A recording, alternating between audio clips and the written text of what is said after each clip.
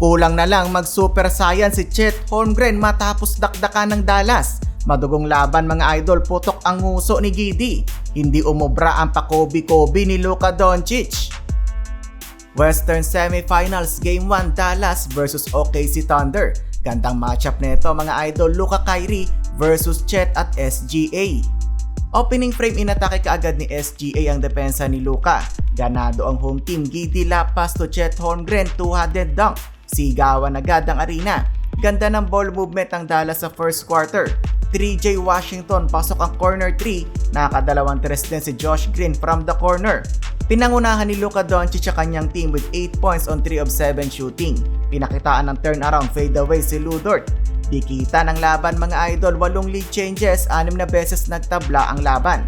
Naka 8 puntos din si SGA habang may 5 puntos ang kanyang partner na si Chet Holmgren. Tahimik pa si Uncle Drew mga idol, walang pinuntos at nagtala lamang ng isang assist. Natapos ang first half, tabla ang talaan, all 23. Second period, eto na si Kyrie Irving, tinirahan harap-harapan ng 7-footer na si Chet Holmgren ng mid-range jumper. Halos maiyak si Holmgren nang madaplisan ni Uncle Drew sa kanyang steal. Matagal din bago pinagpag ni Holmgren ang ginawa ni Kyrie. Pero kung titingnan sa slow-mo ay sobrang nipis naman ng tama. Under 9 minutes nag-alakobi na naman si Luka. Pinagkakaldag si Lu Dort sabay turn around. After ng pakobi-kobi ni Luka, Chet Holmgren naman with the monster putback slam, nag-spark yan ng 8-0 run para sa home team. SGA naman ang kumana late ng quarter, naka 16-5 run na ang Thunder. 2-minute mark parang nag-misdirection ng alley-oop ng Dallas. Tumalon si Lively pero ang dumak si Derek Jones Jr. Natapos ang first half, hawak ng Thunder ang kalamangan, 62-53. SGA nakaka 19 points na, 11 naman para kay Holmgren.